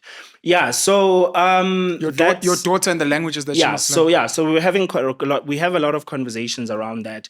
Uguti, how are we gonna get her to speak? So Mina, I grew up. Ngazi ukuthi I'm Ndebele because my dad took his mom's surname. I didn't know at the time. Umahlang. Then later found Mahlang was a out. huge Ndebele surname. Yes, Yeah, yeah, definitely. And then after that, learned ukuthi I'm actually Usbanyoni, which is also my grandfather. I later learned. So it was one of those things where Elokshini growing up, and there's always this famous house that everyone knows, uthi Hlalubandla. So that was my grandfather back home. Oh, I knew shout out his. to I knew, Sibanyoni. Yeah, Sibanyoni. Oh, come on. Yeah. So I knew his nickname that everybody called him by, but I didn't know him. I've never even seen his face, to be quite honest with you. But literally everybody knows his house. Everybody knows that I think he had like 4 wives. He's from Swaziland. Ibhoza yangempela. Danke siyabonga Sibanyoni. Yeah. This boy's letting you down, but we'll get him on the straight and narrow. Yeah. with Maye my ngikashawe monopoly. lightning eqhamuke eDRC. Yeah, so yeah, that was my grandfather, and then I found out just before my dad passed, ukuthi I'm actually Usbanyoni, meaning I'm Swati. And then on my mom's side, I knew ukuthi on my mom's side and dad's side ngumndebele, and then later found out ukuthi ngumSwati. But coming back to what I'm talking about now, so we have a lot of conversations around what will our daughter speak. Both of us know a few South African languages. So, Mina, I speak not just isiZulu, obviously not KZN but I speak isiZulu. I understand Iswati. I speak Istswana, Isotho, little bit of Pedi, but I can have a full-on conversation, even though I'm responding isiZulu or in English. But I would say I identify a lot more with isiZulu, to be quite honest, and which is why I've started. So, my daughter's name Awakiwe. And I look at myself more as a Nguni person. I think I see myself more, particularly because I feel like I was moved from Ndebele to Swati, and Fair enough. it does a little bit of a number on But me. I'll tell you, Zulu is the safest. Is it? In the Nguni. No, and I'm just saying Nguni is great. But if you're saying you identify more with Zulu, I think that's what you were saying. Yes, yeah. It's the safest to kind of cover from a South African perspective because it's the majority language. Yeah. So, and then my wife speaks French and Swahili, which Swahili, there's quite a lot of words that you can hear if you're a person within the Nguni languages. Yeah. You can definitely hear this is what they're saying, this is what they're saying. Why does she know Swahili? Her parents speak it. From the DRC? Yes. It's one of the languages spoken there. Oh, that's what you mean. Yes, Yeah. it's one of the languages spoken. One of many languages spoken there. Is it a prominent language in the Yes, DRC? it is. Yeah, it is. Okay, because I know French is. Yes. Okay. Yeah, Sure. French is like our English here. Okay. Yeah, it's like our English here, and it's a very it's the proper language, Sure. so to speak. The economic language, the language Yes, of the exactly. educated and the privileged. Exactly. Can you speak Swahili? No, definitely can't. I can't hold a conversation in Swahili. I definitely do want to learn Swahili, and I want my daughter to learn it. Okay. So the 2 main languages, English is going to be a default, but the 2 languages that I wanted to learn is Zulu and Swahili. Not and French. Then French, she can learn later, right? I feel like those are the 2. It's the 2 languages that we identify with. So rather teach her. It's like your kid's not speaking Zulu, and then you go and teach them French or Mandarin without them learning Zulu. I don't know if you have issues with that. We'll debate it on another day because I don't agree with you. But I understand. Yeah. So for me, the simple reason is I wanted to learn the languages that I identify with. I want to invest in her learning it because another thing is I have seen and I know personally people who grew up here. I know a girl she's from Botswana, but her mother lives here. Her mom's also from Botswana, but she lived her whole life here, and she never learned the languages. In fact, I'm thinking of 2 very, very powerful stories. One of them is in such deep regret for not learning the local languages, like deep regret. So she's also not from South Africa. And then the other one has like uzuyak bora, the extent to which she doesn't bother. Like you get bored. And she knows Afrikaans, which makes it even worse. which makes it even worse. But anyways, it poses a lot of I can't laugh with you because I disagree with you. But No, that's fine. I'm supporting you where I can. You definitely don't have to agree with me. There is something about watching a person in that situation look, business language, sharp. You can learn your French, your English, etc., etc. Yeah. There's something about being able to navigate the streets, being able to catch a taxi, being able to ukhuluma nomama ekhoneni, right? And try to because those are the people who understand the secrets of the streets, right? For me, that's very meaningful. Also, language, being able to speak to a person in their language. Like, I can't tell you the number of times I've seen people get into trouble emateksini just because they're not speaking isiZulu, Sotho. Zulu. You could have stopped there, Zulu. Exactly. I don't think the other guys will give you problems. I You'll hear get trouble but that matters, right? Exactly. That matters because who navigates the streets? Labantu bamateksi. They are the one. Yeah, well, I totally share that sentiment, by the way. Yeah, I totally. Well, I come from a place where amateksi aphethwe mandebele, so now not as much as here. Not as much as Amazulu. Definitely not as much as here. Diplomacy, Baba. Not as much as Amazulu. You know what?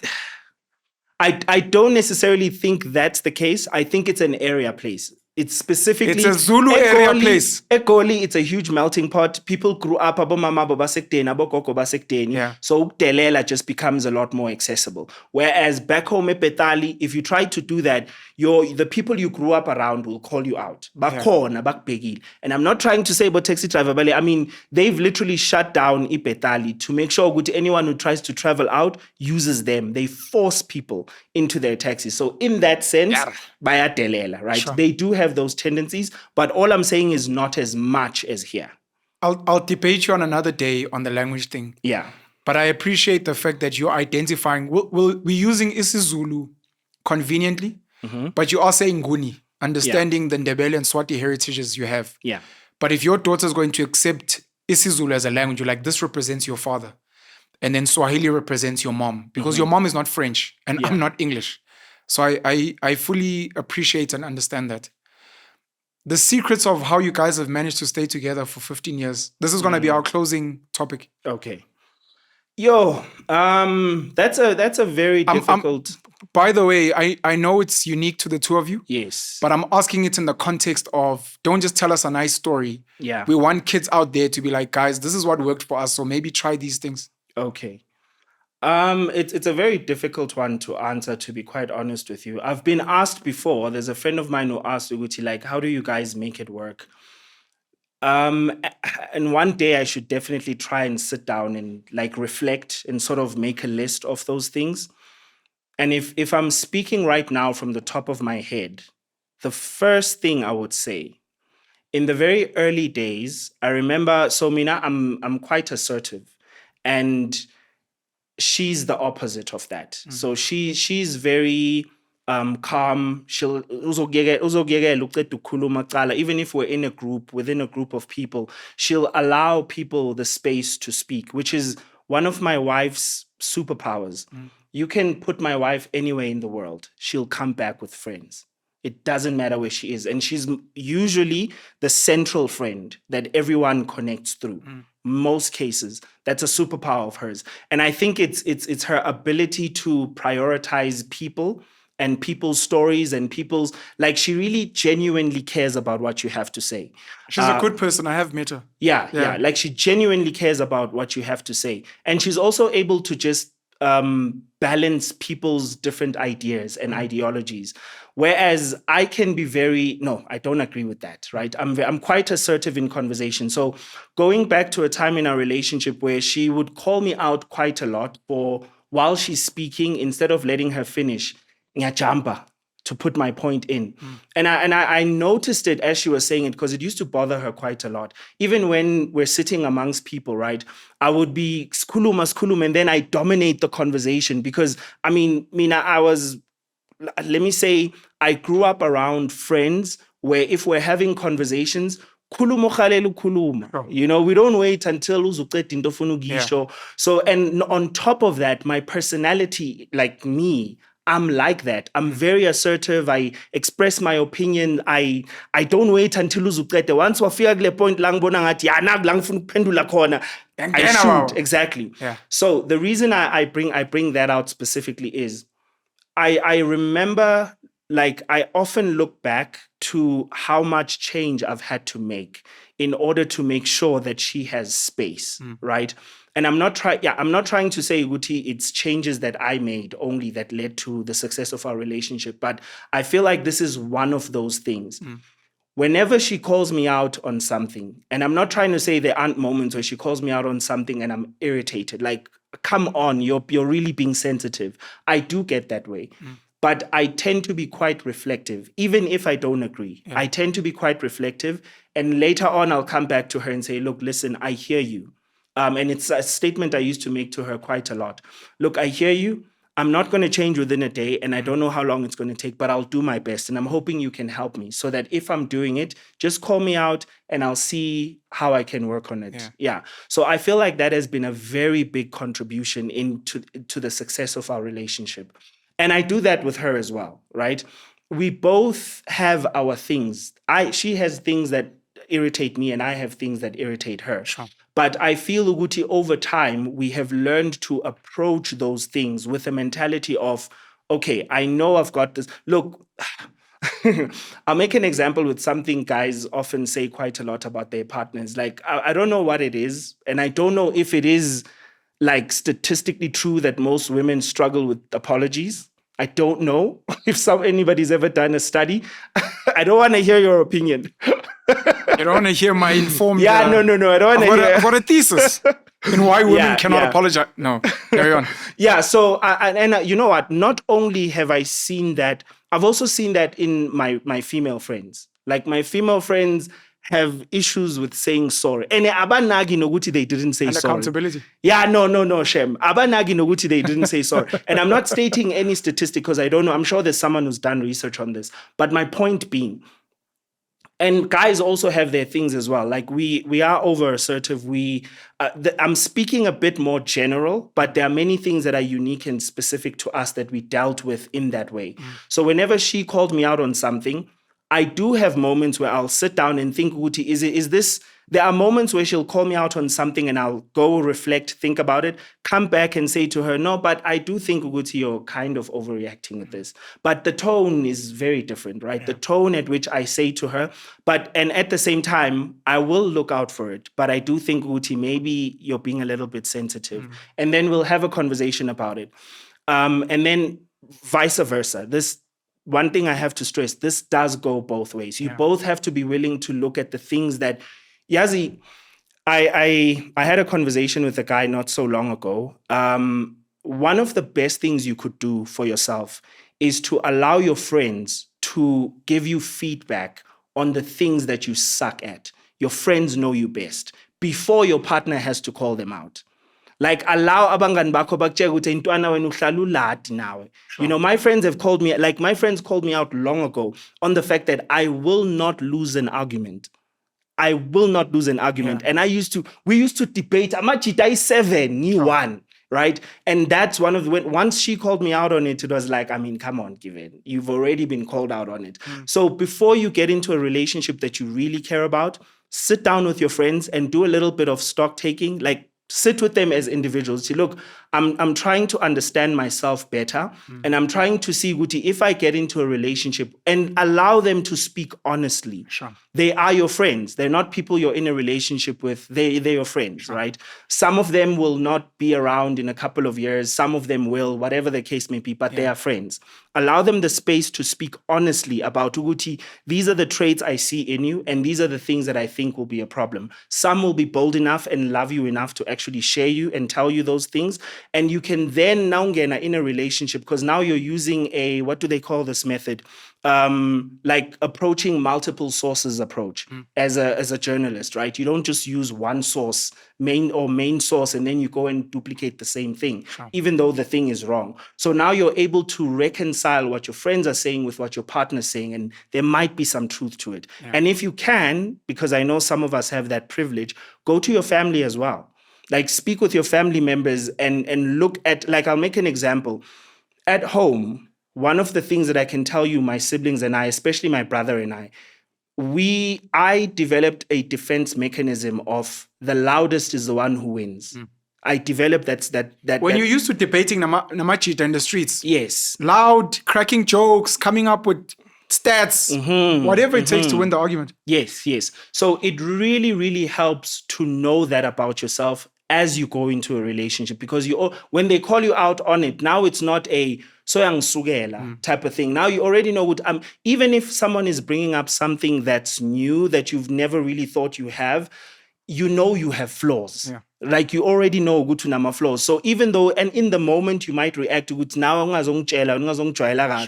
in the moment you might react that way. You know, one of the things my partner and I really appreciate about us, we can, like, it doesn't take us very long to laugh about an argument. That's and good. literally go back and reference with you, Maranawe, when you said, literally will happen minutes after the argument has happened. Yeah. And that's one of the things that I think humor, and I've heard this from a friend of mine before, Atinai, him and his wife do it. I'm an American guy. Like humor has a way of diffusing a situation and making it not as severe as you thought it was. As long as both of you are laughing. Exactly. Some people take it as you not taking them seriously. Patronizing them. But the way you do it matters, Sure. right? This comes back to the Approach. conversation we were having about approach. The way you do it matters. Sure. I know my partner. I know when she's not ready for that, right? I know how to deliver those jokes in a language that we both understand. She makes fun of me sometimes with yo now when you're busy control. Like then we just laugh about it because sometimes I insist ukuthi so phuma kanje, right? And then we realize, oh, actually that was a terrible decision. So we come back, we laugh about it, and it's over. Humor has been very, very beneficial. Talking about things, and honestly speaking, one of the most powerful things is doing the work on yourself, not letting your partner do the work on you. Doing the work on yourself. That has been very powerful. Compatibility. You came off assertive. She was more accommodating. So complementary personalities at the get helped you guys a lot. I don't want to say that was the key. Maybe that contributed. That contributed. Do you think you guys are more the same now than when you met? I wouldn't say so. We have differing political views. No, I mean, just in this aspect of being in terms of assertive versus listening, because that's where you started. That's a good question. That's a very good question. So that's such a good question. An assumption can easily be made that the one with the problem is the one who's overly assertive. The one who's accommodating doesn't need to change. Such a misconception. Both parties need to change.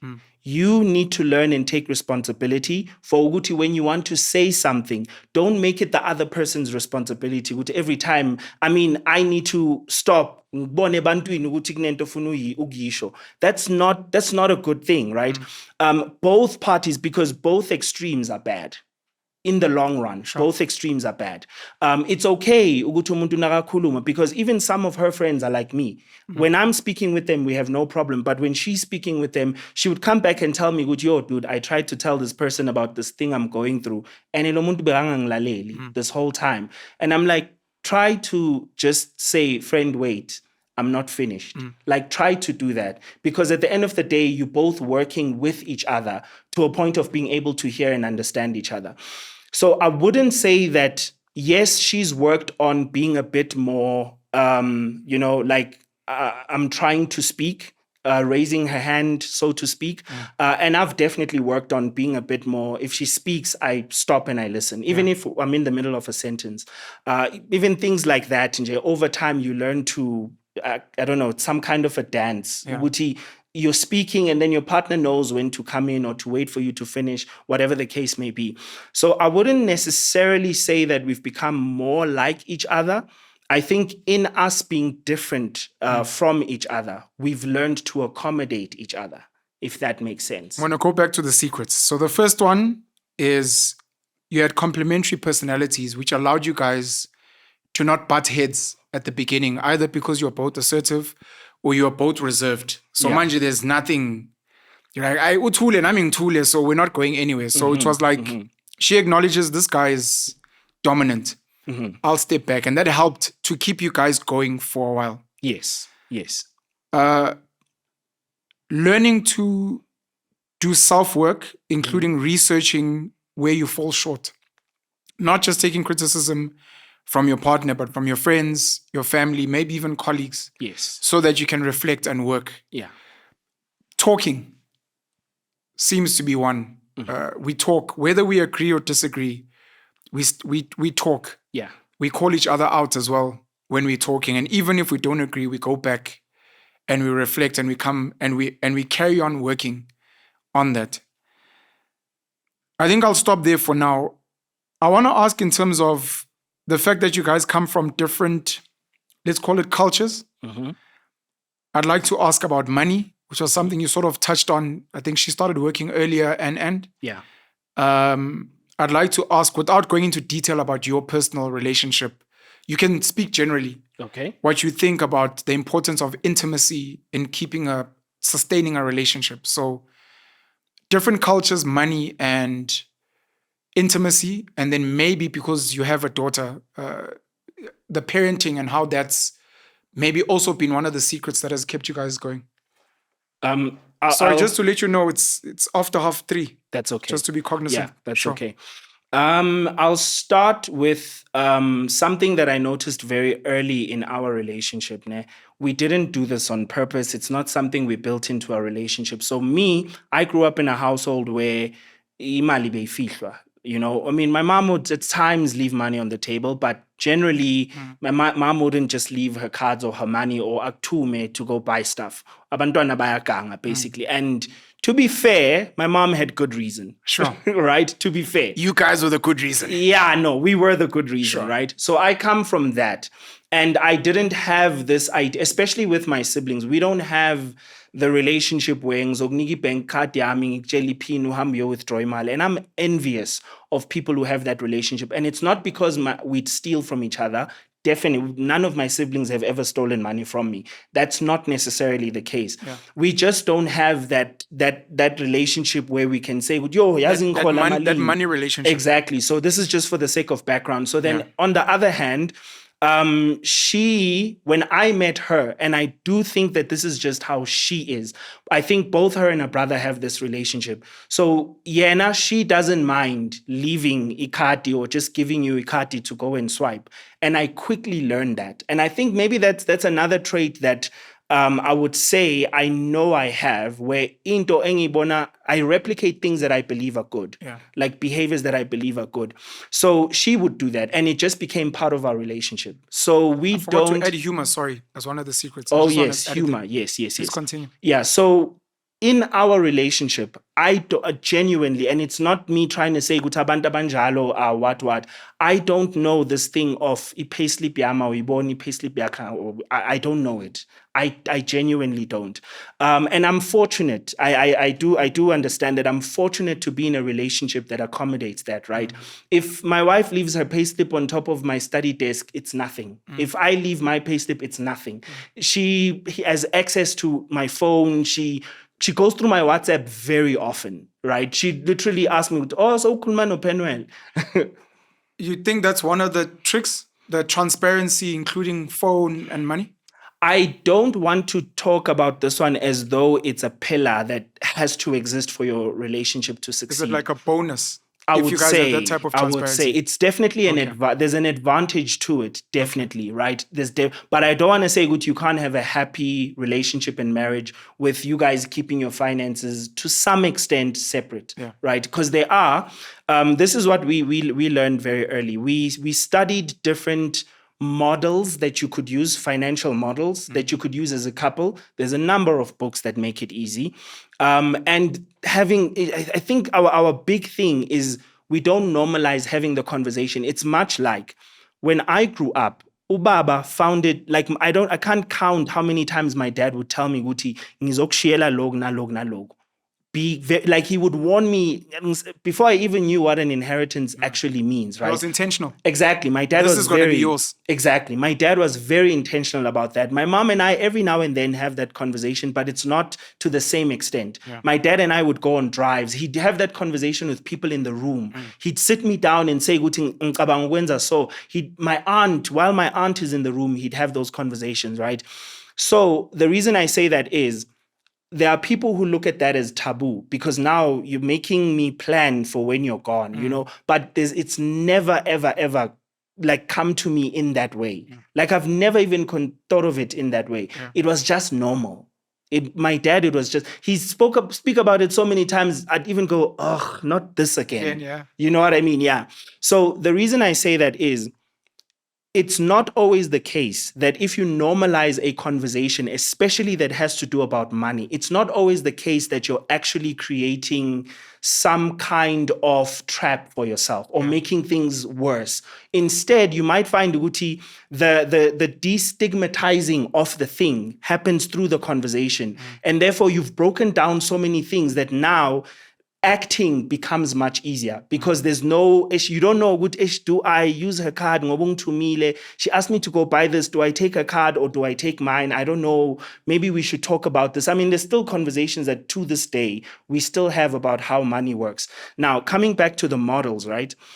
There's a number of ways that you can do it. One of the ones I favor most, the ones I would highly recommend, is what couples look at each other's salaries. And I'm sure a lot of people do know about this. The real question is if you're with a partner who's willing to have that conversation and actually practice this.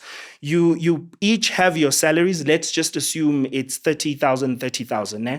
And then each of you contribute a certain percentage from your salary to the household expenses, as long as that percentage covers the household expenses. So, for example, let's say household expenses, for argument's sake, let's say 25K household expenses that include everything. Then what you would do is look at your salaries and work up a percentage that once you take money from both of your salaries, it equals the full amount, if that makes sense. So, for example, it could be 60% of our salaries covers this. So we're taking 60% from, I take 60% from mine, you take 60% from yours. The amount won't be the same because your salaries might not be the same. But both of you are both contributing 60%. Okay. If they are, basically that's how it works. Then whatever is left is up to you. So everything that is a household expense, and sometimes some couples, if you are on the same medical aid, if everyone is on the daddy or mommy's medical aid, then you can include that in the household expenditure, and that just forms part of it. As far as baby is concerned, baby falls part of family expenditure, and baby has their own I don't want to say account in as much as budget. You put their own expense line. Exactly, their own expense line, right? So now every expense we have, we've calculated it, and then we've figured out what equal percentage do we need of each other's salaries that will equal this amount. The amount won't be the same from each of us, but it will cover all of this because we don't earn the same. So that's what I've found is one of the best ones, and it's the one that we use. So there are other options. There's the option, there's also and I'm not saying, Guti, you obviously want to use a model and a method that makes sure that both of you are contributing. I am very much not for this thing, Guti indoda traditionally covers these things. Umfazi traditionally covers these things. I'm not for that. One of the main reasons is because those things you kind of thumbsuck. Right. And nowadays, I don't even want to say nowadays, I don't think there's ever been a time where it's been clear, like 100% clear, Uti, this is the line. The woman stays here. And at the same time, the goal is to make sure that neither of you are unfairly imbalanced, right? And this also differs depending on maybe the husband is the only one who works. That situation is different. It's one of the things that I understood quite recently as to why some husbands will put in their will, Uguti, not even in their will, in the prenup, Uguti, the wife gets this much of a percentage of my income under those circumstances, and in terms of business when they pass away. So my personal advice would be find something that balances out the weight for both of you. There are many different types of options in terms of models, and that work pretty well if both of you commit to them. And then in terms of should we open a third account, should we share one account? Honestly speaking, I don't know in terms of those specifics. But one thing I do know is there can be issues around that. So if you're opening the same account, you don't always let me use me. I don't always want to know exactly what my wife is buying. Some things I just wanted to buy, I enjoy, abe mnandi, abe grand. I don't need to get ama notifications. I feel like that makes me unnecessarily invested in things I shouldn't be invested in, right? She's a bit more impulsive on other things than I am. I am impulsive, but not on small things, right? I can go out and buy a 55-inch TV, but I'm not going to go out and buy shoes randomly. Sure. You know what I mean? Yeah. So for those reasons, I don't necessarily, and not being a financial advisor, don't advise that. For some people, it works. Some people take that amount that covers the expenses and they put it in one account, which, I mean, if you're willing to sort through that admin and if it works for you, then you can definitely do that. But otherwise, my general view, find something that evens out the financial burden and the weight. 5 minutes, culture, intimacy, being parents. So in terms of our culture, we really didn't, between the two of us, there isn't much of its difference between us. There isn't a significant difference. You guys speak the same language. You kind of celebrate the same kind of beliefs. Yes. There isn't much of a difference in terms of uyisangoma, I mean, I go to church. No. Ekagubo, they don't eat pork. I mean, I love bacon. No. You guys are very similar. So there was never that. It just so happens that she's from somewhere else. Yes. Okay. Yeah, no, many things. I mean, I go to parties that her friends throw, stay there up until late. The food that they cook is freaking delicious. Yeah. Like it's the best. I've been to Braai's. I've been to the fish that they make is amazing. And then for her, South African food is doesn't even feel like a different culture. Okay. Like she loves, like there's so many things, to her, it's just food. Sure. Yeah, it's just food, right? And for me, her food is like, Thomson, Pondu, beignet, it's different for me. Yeah, but it's becoming more and more just ordinary food. So in terms of culture, between the two of us, we don't have enough differences for it to pose a challenge. So even with our child, we don't have we don't have that. Okay. We generally share the same values. We're both Christian, come from Christian backgrounds. Yeah. So we don't have many disagreements on that. We don't battle as much on that. The second one was intimacy. I'm not sure what about you guys intimacy. are not cultural from an African perspective. You don't slaughter and go through all of these. I don't want to make it sound like we're anti-culture in as much as we just weren't raised in that context. You don't practice the customs. Yeah. Coming of age, at this age, you do this. No. What? You're more Christian-based. Yes, but I want to be clear on the fact that it's not because we're anti-culture. Sure. It's mainly just, I wasn't raised under cultural customs. Any cultural custom that doesn't directly contradict what my beliefs and my values, I'd gladly practice, right? I don't mind any of that. In fact, my wife loves culture. Yeah. My wife is like, when we go to people's weddings and there's all these she has a desire for those things. She loves them. She loves dressing up. She loves participating in heritage things. She's like always at the forefront of taking pictures at those events. Yeah. Whereas me, I'm more, it's nice. Quick questions before you move to parenting and intimacy. Do you support ilobolo nenhlawulo personally? I do support it. I mean, for yourself, you've got a daughter now. So if ever those things come up. I personally don't mind paying the idea of paying ilobolo. Personally, even for my daughter, I wouldn't mind receiving. Yeah, receiving ilobolo. But I do think Uguti, it definitely has to be practiced within principle and within reason. Okay. Right. Yeah. I don't believe in extorting people. I don't believe in charging exorbitant prices. I don't. Also, this thing of me paying ilobola and then you saying, Guti, you won't take my surname. At the end of the day, I'm not saying Guti ngiphatalele ilobola so you can take my surname. I do believe that if we're going to start having conversations around what you're not going to do, we also need to start having conversations around what I'm not going to do. Okay. It's only fair that it at the very least is put on the table without resistance, with an open mind. With, okay, since you're changing things, how about, and you feel like we don't need to do this, why are we still doing this? In Kaula as well, if ever your daughter, just as an example, I've got daughters as well, falls pregnant before getting married. Especially as a Christian man.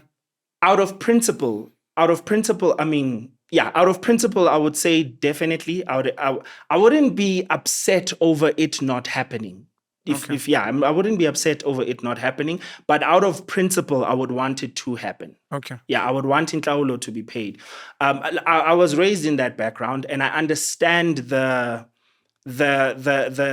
symbolism behind it. I think maybe that's another thing with where we're at right now. A lot of people, I hate saying a lot of people, we don't value symbolism as much as symbolism used to be valued in the past. And it plays a very big role at reminding people how severe the thing you have done is. Right? It plays a role to do something because something has happened. It reminds you, it's not something to take lightly. So that's why that's why I would do it. First of all, I also love I do find the cultural games. Her culture is full of games, like especially in Abenzi Lobola, but they have this thing. I mean, we do it as well. They just do it slightly different. Leo make 18 and we pretend like we don't know you and you keep throwing money until the right amount. Yeah, so I find those fun. They're awkward. They take you out of your comfort. I do love all of that, but it's not a hill I would die on. Sure. Yeah. Intimacy and parenting as secrets on how you guys have been able to stay long together, but without going into details about your intimacy. What you think is necessary, good guys, you'll make sure that you do the things once a week or twice a week or every day. Speak about it or whatever the case may be. There's a lot, I would say, on both of those, intimacy and parenting. Like a lot. Must we differ? Look, it's Kati, Baba. Yeah. Look, we definitely can. But let me just say this, ne? Sure. As far as intimacy is concerned, I've deduced that the problem often is not the two of you, and people.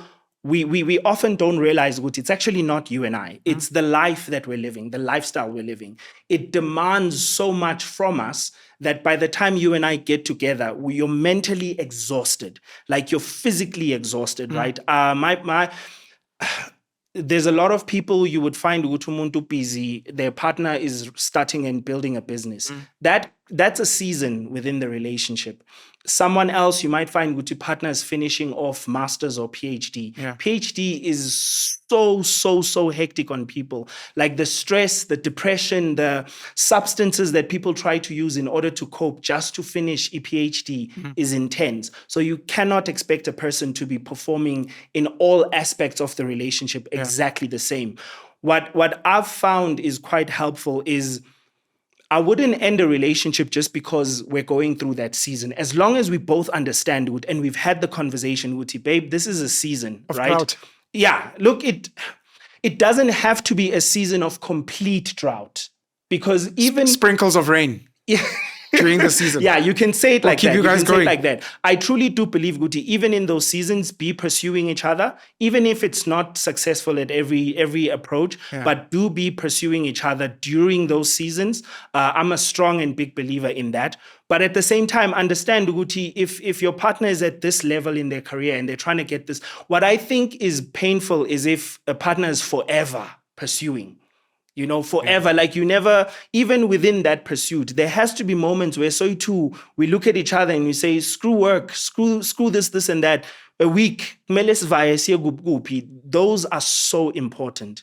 We have these things that we do, my partner and I, where we'll just during the week, because that's when the nanny is around, because parenting in itself is a certain age where Like it's very, very hard to find time for each other. By the time you guys come together, send like, yo, what a day. Ngiyakhuthana. Good night. Good night. You know what I mean? I Yeah. did my bit today. Yeah, so we are very, very intentional about Uguti. We have to, within the month, have days that we go out. We know Uguti babies with the nanny. We find something to do and we go out and do that thing. Yeah.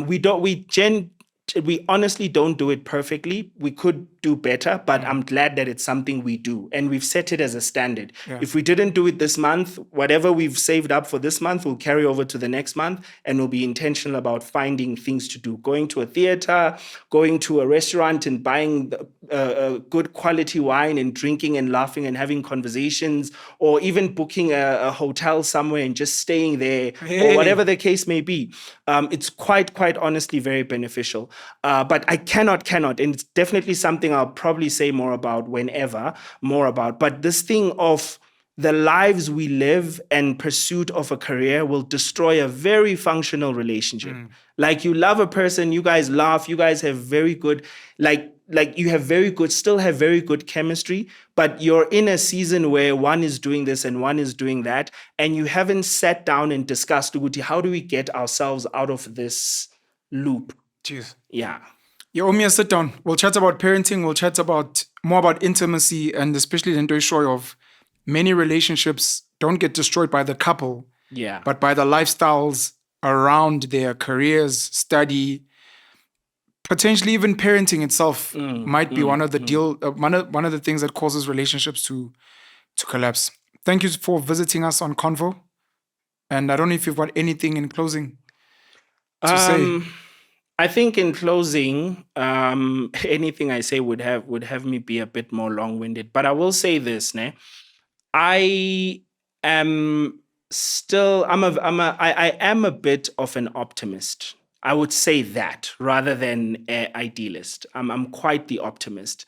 So I still believe in lifelong commitments. I still believe in grassroots movements and the changes that they can make. And I spend quite a bit of time looking into those movements, and I don't know if we can call them a revolutionary or type movements or what, but they do have different approaches as to the way that they resist whatever's happening within capitalism or the system. Even when it comes to marriage itself, I am a sucker for romance. I'm a sucker for Focus on the sucker. Sucker. I am quite. Do for love, Tupac Shakur. It's my boy. I'm such a sucker for that. And I still find a lot of value in people coming together and figuring out a way to just make things work. And admitting when they're not doing a good job at it. I'm still a big believer in that. Mahlangu, Sibanyoni. Thank you so much for joining us, bro. We're out. Awesome. Uyakhuluma ugiveni. Jeez.